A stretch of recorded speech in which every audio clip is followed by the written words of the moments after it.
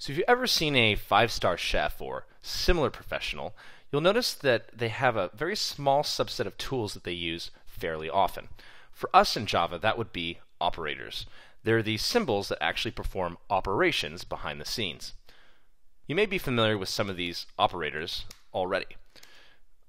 Simple math ones. In Java, we can add, we can subtract, we can multiply, and we can even divide. And we can use parentheticals to actually perform operations before others.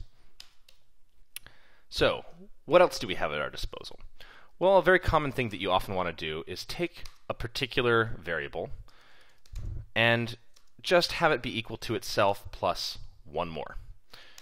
This happens so often that there's actually an operator for it, the increment operator. Sure enough, you can also decrement by taking something and having it basically be equal to itself minus 1. We can even do it for multiplication. Let's say we wanted our number to be equal to itself times 7. We can also express that with an operator that looks something like this, that does the exact same thing. Let's say we wanted to write this number to the log. Let's say we wanted to write myInt, and just so we don't have to remember what's going on up here, let's just set it equal to 20. There's unary operators that allow us to actually change the value to be positive or negative. So for instance, if I want to do this, it will write to the log negative 20. Similarly, if I were to do this, a plus sign here is going to write positive 20 to the log. Those are the operators that allow us to change data. But another thing that we have to do really often is compare data. And for that we have comparison operators. So you're already familiar with this situation. In this particular if statement, I'm asking, is 4 equal to the value of 4? Remember, it's two things to compare, not one. This is an assignment operator. This is a comparison operator. So what else can we do in terms of conditionals? Well, we can do all the simple ones, like we can say, is 5 greater than 4?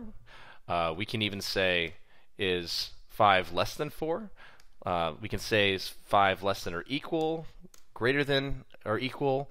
We have all the different comparisons for just greater than, less than, and are these things equal? But on top of that, sometimes we really just want to know the opposite of is 5 equal to 4? In this case, we have the not symbol. Notice again that the not symbol is before the equal sign, and it just means is 5 not 4 in this particular case. We can also express this in terms of using the not operator right before the variable that we want to use. So let's say we have a Boolean, and let's say it's a Boolean for is this true, or actually let's call it in this case is true. We'll set it to true. So if I were to run this particular piece of code, I would be asking if is true. So this would be asking if is true is equal to true. I could also ask is not true, and that would be asking to make sure that is true is actually set to false. When we're doing conditionals, sometimes we have these situations where we want to say, well, is 5 greater than 4? But I also want to check to see if another condition is also true or false. For that, we have two operators. We have the AND operator. So this would be 3 smaller than, 5. In this case, you're going to have a comparison where it's going to say, okay, is this condition true? And is this condition true? If both of these conditions happen to be true, then the entire thing evaluates to true. So I'm basically asking, if this and this are true, then give me a true statement.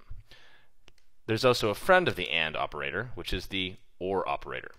The OR operator states, if this is true, or this is true. So in this case, if we were to say, is 5 equal to 4, or is 3 less than 5, this would actually run code, because 3 is less than 5. So at least one of those things is true. Lastly, we can actually combine these operators in a large set. So we can say, if 5 is equal to 4, or 3 is less than 5, or 1 is equal to 1, or 2 is less than or 0, and 4 is equal to 4, this would evaluate and say, okay, out of all of these guys that we have here, one of them is true. So that means that I have an OR operation and it works, and 4 is equal to 4. And it would just compartmentalize all of that and say, yes, that is a true statement. Go ahead and run the code in the if block. These are not all the operators. There's a couple more that I left out, and we'll be going over those later in the series, so that we can show you a context to really understand how they work.